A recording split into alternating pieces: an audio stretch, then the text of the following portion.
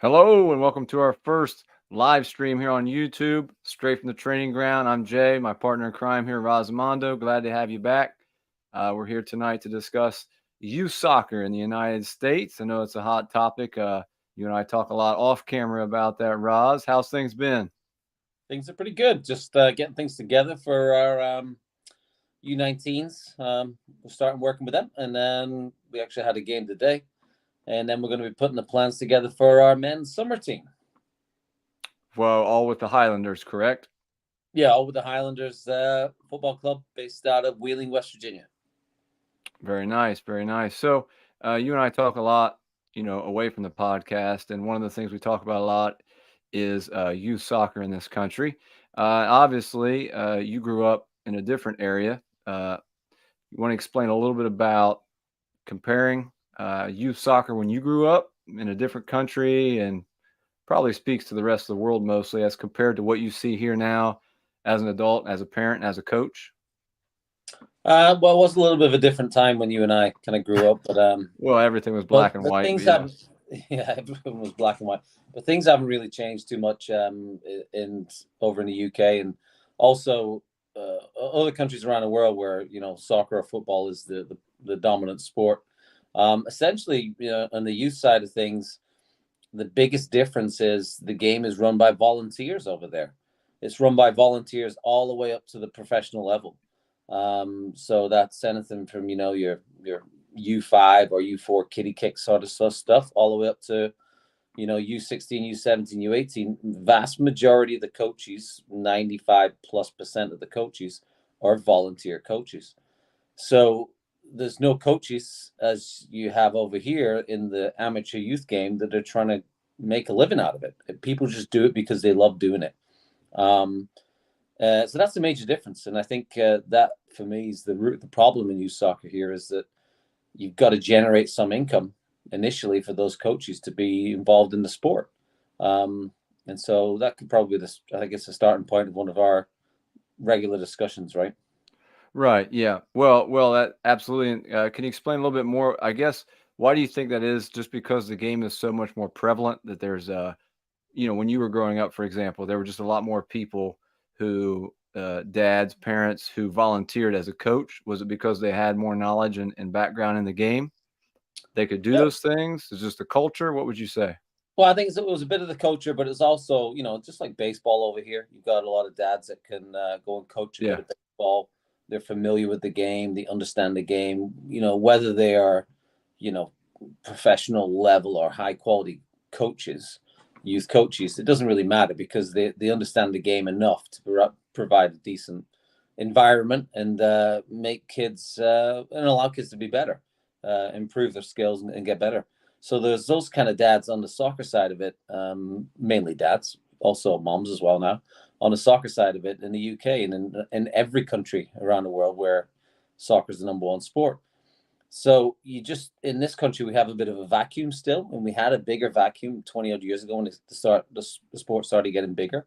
And so Yeah. where would they find those coaches? And basically they dangled some money in front of anybody who had some background in the sport, and that's where the paid youth amateur soccer coach kind of began 20 years ago, 25 years ago. The kind of time that you and I were in college. That was where this whole soccer industry that we see today in the US really originated. It was a vacuum. We needed coaches. The US needed to find, and how does it do that? Put some money on the table. And unfortunately, that snowballed into not just the coaches wanting money, but clubs. They want to generate some revenue and maintain a paid coaching staff. That's associations that run all these either tournaments or leagues or even state associations. They want to generate a revenue and have full-time staff that they Yeah. pay on a regular basis. So it's all about feeding the machine. And whereas I know I can only speak about the UK example, England, Scotland, all over the place there, but it's probably very similar to Spain and France and Germany. It's South America is very similar as well. You just don't have that profit kind of angle to youth amateur sports. Um, and so it's just different. I mean, there's everybody that works. I remember my dad used to work He was on the board of one of the largest youth soccer leagues or football leagues as it was in northwest of England, and he did it free. He did it because it was something he enjoyed doing, and he was on the board. He wasn't paid, and it was the same with all the coaches I ever had. And Yeah. maybe it's changed times. There is a push to get some paid coaching into a little bit of the soccer over there, but right now it's still voluntary. People that do the work on a voluntary basis. If you're out there watching, hit us up with your comments during our chat tonight. Send us any comments on youth soccer in the United States, questions, concerns you might have, possible solutions. I know we would both love to hear what you had to say, and if you have possible solutions or what might work better, please hit us up with those things. Ryan, you want to go on and explain a little bit about the development process, I guess, as you move up through the ranks, say where you grew up. So you start out when you're younger. There isn't necessarily the club thing, like you said, is a lot more volunteer and things like that. And then, you get picked up maybe by a professional team that changes things a little bit. You want to explain to people who may not be aware of how that works in a lot of countries? Yeah, well, like I said, How when you I play for talk, your local yeah, team, and then it kind of. yeah. So it's probably very similar in, like we said, all the countries that's soccer is the number one sport. It's changed a lot since I was there, but as I know it now, it's you would play for your local team, your local club team. Volunteer coaches. You pay a little bit of dues each week to play. Maybe it's, I don't know, the equivalent of a dollar a week or $2 a week. That's all you pay to play. And then you'd be part of the team. And if you were one of the better players in the team, as you progress to 5, 6, 7-year-old age groups, you may be lucky enough to be invited to go training with a academy team of a professional club. And as you know, another major difference over, particularly in the UK, particularly we'll focus on England, is you've got 90 plus professional clubs in England in a space which is probably similar size to Ohio. Yeah. So and each one of those clubs has an academy program, probably from the age of U6, U8, all the way to U18. So they're always fishing around for players. So it does get to a point where the amateur club, youth club teams, the level will kind of, some of the better players, I wouldn't say the level will drop down a little bit, but some of the better players will get plucked out and they'll be going to train with these academy teams, professional academy teams. And that's how the system works. But there's so many kids playing that there's still, U16 big multi-team U16 leagues all over the country of kids that are not in the professional academies. So it's kind of a two-tiered system. And then as someone does get picked up, though, there is the opportunity, say a professional team, but it's a smaller club, and then you get picked up by a larger club. There is some monetary kickback, correct, to your smaller club, maybe not your local team, but once you get picked up, say, by a lower division professional team, and then you move up the ranks, they could send some financial kickback, whereas instead of the kids paying the money for that, they actually get the money sent back to the lower division team, to that club, correct? Yeah, I mean, I'm not absolutely versed in how the compensation work, but there are compensation payments wherein local youth club, for example, like if you're living somebody in Manchester in England and you play for a local youth team, and somebody from Manchester United picks you up, there is some kind of compensation payment at some point along the process. If you succeeded at the professional club of Manchester United, that youth club will get paid some kind of compensation. I don't know what the numbers are. I don't know what the mechanisms are, but yeah, that does happen. And once again, it doesn't happen here, right? Yeah. It doesn't happen if somebody goes to, like, Columbus Crew just won the MLS Cup. If somebody goes to Columbus Crew from a local team in Columbus, Ohio, then they just go, and that's great. But there's nothing. They just move on. Yeah. Yeah, they just move on. So there's no compensation paid from the high level professional club for taking a kid out of that amateur youth club. Right. And so let's move on to some possible solutions. Let's try to see what we can come up with and things. I think you and I, as we said, talk about this a lot. If you have any comments out there, please send them to us, or questions about youth soccer in the United States right now. But following along with what you said, Roz, I think that geographically, that's always been one of the challenges of the United States. Would you agree? Yeah, it is, and I think sometimes when people complain and have some issues with U.S. youth soccer, U.S. soccer in general, they need to consider some of the geographic challenges. I mean, you can live in a county equivalent of a state in the Yeah. UK and have about 10 professional teams. Here, people will be lucky to have one in the whole state. Yeah, So, exactly. yeah, the travel, getting to games, the whole thing is much more extensive in the US and much more challenging. And I think that feeds into your idea of how it is currently and been for a long time in a lot of other countries. That culture is just instilled into things because it's so prevalent everywhere you look. Whereas here, like you said, if you have one professional MLS team in the state that you live in, that might be it. And until there are just more of these smaller teams, no disrespect, but USL, USL2 teams, other variations of professional teams that keep popping up each year, that would be professional clubs would be more populated, I guess is what I'm trying to say. Yeah, Correct? Like, it may not be an MLS team, but it could be some form of a professional team that could then offer an academy somewhere nearby without having just one option in your entire state.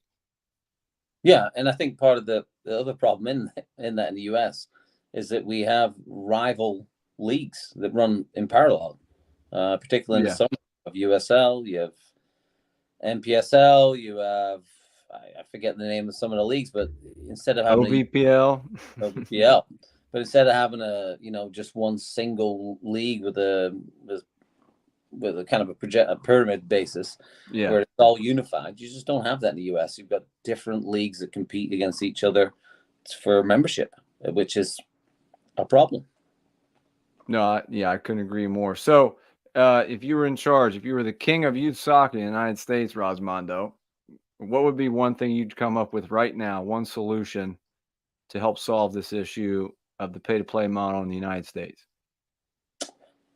Well, I'm on the spot here, but I think what really needs to happen is the U.S. Soccer Association, or whichever level, or the state associations, need to be providing coaching education to graduating college soccer players from that state. So whether it's Ohio or West Virginia or Maryland or wherever, if you have, let's say 20 soccer programs, collegiate soccer programs, because let's say collegiate soccer players are some of the is where higher level players, knowledgeable players are coming out of those programs.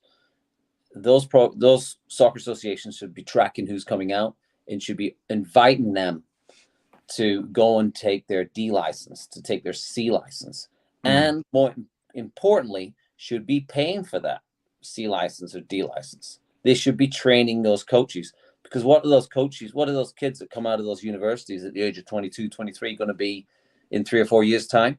They're going to be parents, and they're going to be parent coaches, and parent coaches invariably will coach because they love doing it, and they'll take a kid and a team usually through 6, 7, 8 years and carry them through. So if we can increase the level of proficiency of coaching in parent coaches, and we need to start doing it with college graduates, college soccer athletic graduates that coming out of programs. That takes an investment from associations. It takes an investment from US Soccer.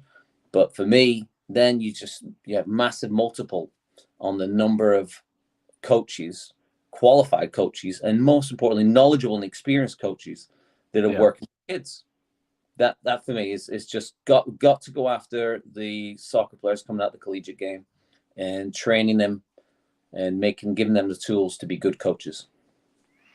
I think that's a great idea, and I'll tell everybody out there, I don't think you've ran that by me before. That's a good one right off, out of nowhere. That's a good idea. I think I have, but you don't listen to me, so it's maybe that's it. I don't know. No, I think that's a great idea, and if you imagine each state, all divisions, Division 1, 2, 3, NAIA, have 5, 6, 7 seniors graduating every year, that would per program. Yeah, per program would quickly, multiply the coaching education in our country. I would agree. For myself, I think I'm along the lines. I like your idea, and I also I do want to say I think club provides some good things, the way it's set up and it's become so prevalent in our country.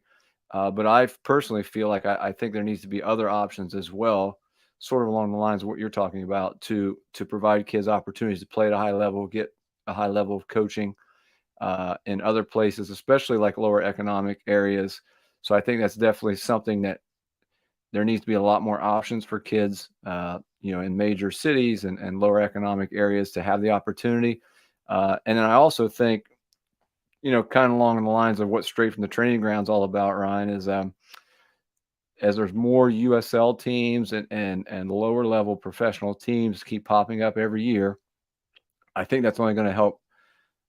Also, kind of along the lines of what you're saying, I don't think that this country will probably ever be as diluted with soccer as you're talking about in the UK, where there's just so many teams literally per square mile. But I think it would only help because as think about 20 years ago, just a handful of MLS teams there were. There are states that don't even have one professional team, let alone multiple. And so now as that continues to grow, we can just hope that, like you said, maybe there's more academy type systems or free opportunities and things like that for kids and families that might not have the opportunity to play club, whether it be financial, whether it be transportation, whatever else. Those would be a couple of my ideas, at least for right now. No, I agree. I think the coaching of inner city kids is a real important thing that isn't being addressed. There are a number of people trying to do it, but it's still got a long way to go, and it's so important because as the demographics of this country changes, it's a real opportunity to develop some really good quality talent. Well, we have our first comment, Roz. You ready for this? We've got Brooklyn Herbert on the line. What do you think about there being academy teams from MLS teams available for boys, but not entirely available for girls? And do you think club soccer is better for opportunities? You're probably more knowledgeable on the girls' side than I am because you coach girls at high school. So I'm going to punt this one to you. I do. Well, I think that's great, Brooklyn. We love your comment and your question. And I do think that for as successful as, Ryan, even you're aware of this, the women's soccer has been in this country in the last 20 years, going back to the Mia Hamm days and all that stuff. It is not on an equal level still at the youth ranks in terms of a proper academy, kind of what you alluded to with MLS teams and things like that. The NWSL, the Women's League, is continuing to grow, but I think that it's going to need to continue to grow, and we need to have more and more, like I said earlier, of the Division I, Division II, USL level type teams out there that provide academies and a true academy for girls. And as you and I know, Ryan, just calling a club team and the U17 academy, whatever, doesn't necessarily mean they're a real academy, that they're going to progress up to the professional team. It's just a name someone picked to put on paper to help with that team. And although there's ECNL and there are high levels of club soccer in our country, I think that's a great question, Brooklyn. And I think it's definitely something that needs to continue to evolve and change because girls need to see a light at the end of the tunnel as much as the boys do. So like we said, Ryan, I know you've played a little bit against some of the Crew Academy teams, correct? In your days as a coach. I think actually Brooklyn's kind of bringing up a great point there. Is I know in I believe in the English Premier League that each of the professional teams has to have a professional women's team as well affiliated with it, and maybe that's something that Major League Soccer's long overdue with. Maybe that is a way to kind of re-energize the women's league in the country to get the tendencies kind of on par with the men's game. I think there's an opportunity there to be pretty inventive about it. When you go to big collegiate games, often the scheduling is done at the same time. And it may be something that Major League Soccer is really missing there, is to pull it in and harmonize that. I think, and also, as you said, on the revenue side, academy in this country is just such a misnomer at times, because academy really means a fully paid opportunity to play soccer that is paid for. You're picked because you're selected and you're in the team. Yeah. We know that Columbus Crew has that for the certain select age groups. Does it have it on the women's side? I don't think so. So yeah, I think this is something that maybe we need to look at.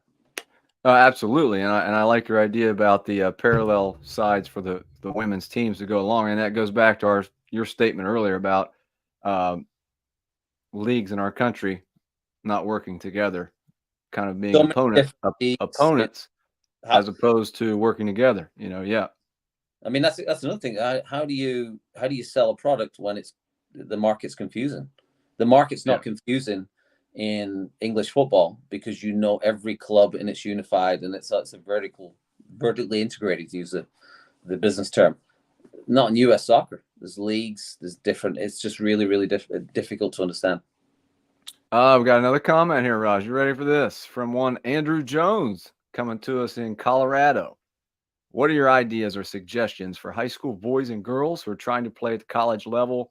When should they begin? Is high school as important as club or vice versa? Another great question.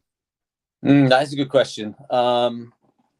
So I will say there's certain kind of, probably from my experience, and having somebody go through high school soccer here, somebody being my son, and he's now playing at college. There's certain idiosyncrasies of, let's say, of high school soccer, which are a carryover from the 1970s. Everything rules to the level of coaching, to the level of refereeing, to just the whole product of the game, which doesn't really jive with the college game. If those kids want to go on to play college, it's just a different game in many ways. Club soccer is not that different, and also invariably the level of club soccer, in my experience, is higher than high school soccer. And it is something which kids could, if they're involved in a higher level club in the spring. I'm assuming that it's a fall high school sport in the spring. Yeah. Depending on the state, yeah. Depending on the state, I know it changes. So they really should be involved in the highest level of club soccer they can in the spring to enhance their chances. Because I do know of high school coaches that have, the college coaches that have turned around and said, "I'm not interested in watching you play for your high school, but what's your club team?" And I don't know how to change that, but I just think that is something to consider when you really are looking to for your son or for kids on your team to go and play at the collegiate level. They really, I won't say prioritize club soccer, but really take it seriously and push themselves on the club side. On the high school side, like I said, there's some quirks with high school soccer, which it is important because there are a lot of marketing of players that can happen through the high school scene. You've got the platform of your school social media. It's great to get yourself out there, but college coaches tend to know that club soccer is a higher level, and that's what they will judge you from. Yeah, I would agree, and I think also, like we said, it depends on the state. But I know in my experience as a high school coach and club coach, Roz, that a lot of college coaches, have told me over the years, the state that I'm in, for example, it coincides with high school, so they're busy the same season. They don't have a lot of time to go out and watch, one high school game when they may only see a couple of people they're interested in. Whereas they'll go out in the spring and go to, one of these tournaments or showcases or things like that. Even if it's just a club game, they're going to see a lot of higher level players that they might be interested in all at the same place, especially because of the schedule. They're not going to have a lot of time during their season to go out to some of these things when high school is going on at the same time while they're coaching their team and they're in the middle of their season. So I think that's definitely something that places a lot of importance on club. And also, Andrew mentions there, he asked the question there, when should they begin? I think for the boys' side, I would say beginning of your junior year, you've got to start really putting yourself out there.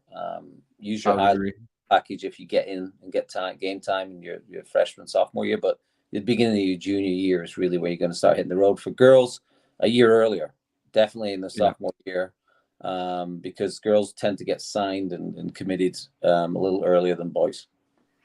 I would agree, and I think it's a good idea in your sophomore year, Ryan. Just my personal opinion, both as as a parent and a coach, but to start at least looking at colleges, to go out and I think one of the best things you can do is to take tours, physically, whether even if you don't meet with a coach or anything like that, just get an idea of what's out there.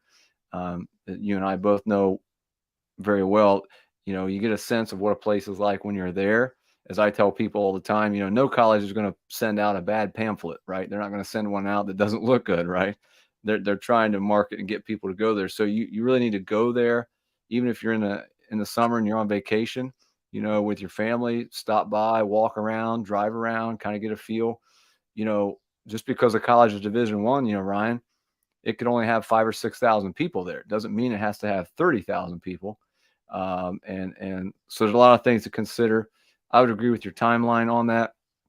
And I think that definitely in the world we live in now with technology, I think I can also pass this along. And I can tell you from all the college coaches I know, they want the kids to put themselves out there as an individual. They don't want the parents to be promoting them and communicating and all those kind of things. I think it's very important for the high school student athlete to be, communicating with the college coaches, putting out their own emails, their own video, whatever it may be, to speak to the coach, because I think that says a lot.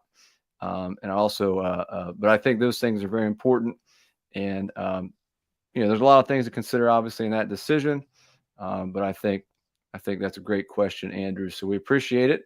Again, just a reminder, if you have any questions or comments on youth soccer in our country, hit us up real quick here for the last few minutes. I will say, Ryan, we got a free jersey giveaway tonight for our Straight from the Training Ground Uno Zero jersey from Supporter Supply in Columbus, Ohio. Shout out to them. And shout out to the crew, their team, for winning MLS Cup yesterday. But we appreciate their jerseys. So we'll send one out for our comments tonight. And anyone else out there wants to hit us up, we appreciate it on Straight from the Training Ground. Ryan, anything else while we see if we have anyone else? I'm just starting to feel my toes now after a really cold day of coaching down in Charleston, West Virginia. So so we're just finally warming up. But you're just settling in. Say again. You're just settling in, warming up. Settling in now. Yeah, this is just getting warmed up with this discussion here. So what's next on the schedule for the U19 Highlanders? Anything else over the winter? Coming up for Christmas break, but we have an indoor. We're playing an indoor 11v11 league in Pittsburgh on next Saturday, so that should be good. Finish off our kind of first part of the winter season before we come back in January. Awesome, very nice. So, all right. Well, for anyone out there, we appreciate your comments and your suggestions tonight on youth soccer in the United States. As always, we'll have this on our YouTube channel. Like us and subscribe. We've had a lot of great feedback. We appreciate everyone out there for following us.